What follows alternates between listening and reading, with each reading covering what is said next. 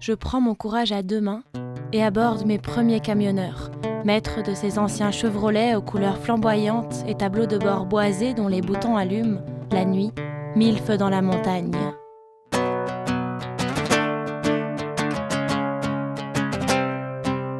Au retour, nous serons trois, nous deux accompagnés d'une poule morte conservée dans un sac plastique accroché au guidon de la moto, se balançant au gré du vent et des virages.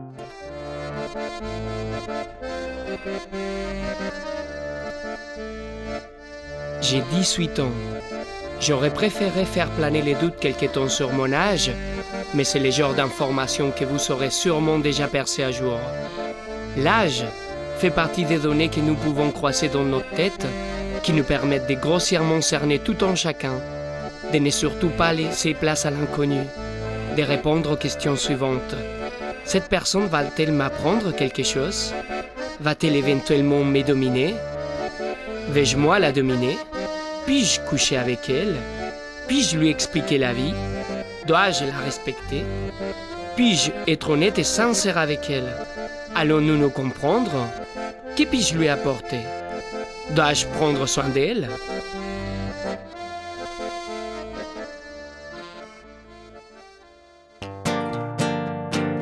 Ou des expériences plus plaisantes. Une nuit où, à la suite de l'appel d'habitants que le tapage dans l'appartement du dessus avait mis en colère, il alla sonner à la porte indiquée et fut invité à pénétrer dans un salon rempli de femmes nues. Javier n'avait pas l'air de beaucoup croire aux relations humaines en général. Il soutenait aussi qu'il y a 7 femmes pour un homme sur Terre. Donc, si j'avais un copain, je ne devais pas m'attendre à ce qu'il me reste fidèle, car ce n'est pas ce pourquoi les hommes sont faits, m'annonça-t-il. Selon l'INED, on serait plutôt à 102 hommes pour 100 femmes en 2017, soit 1,02 hommes par femme.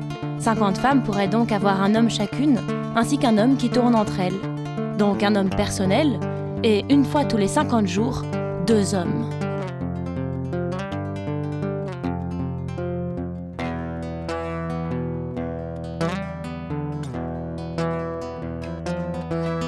En me déposant à Copiapó, à l'orée du désert qui, lorsqu'il a plu davantage que d'ordinaire, se couvre de fleurs, Juan n'a qu'une seule demande. Ne pas oublier de leur consacrer à lui et à Katia au moins 2 pages de ce que je lui avoue, à la fin du voyage, être en train d'écrire. Je souhaite raconter d'autres faits divers, avec comme protagonistes celles et ceux qui aident sans contrepartie tangible et ainsi participer à nous défaire de ces peurs que nous avons. Mais je souhaite aussi que ces individus paraissent crédibles, imparfaits, qu'ils aient un nom, un visage, une vie, des qualités et des défauts. Je souhaite réussir à les comprendre et à entrer un court moment dans leur existence, à transformer ces voitures inhospitalières que je vois passer par centaines en zone de rencontre, d'ouverture.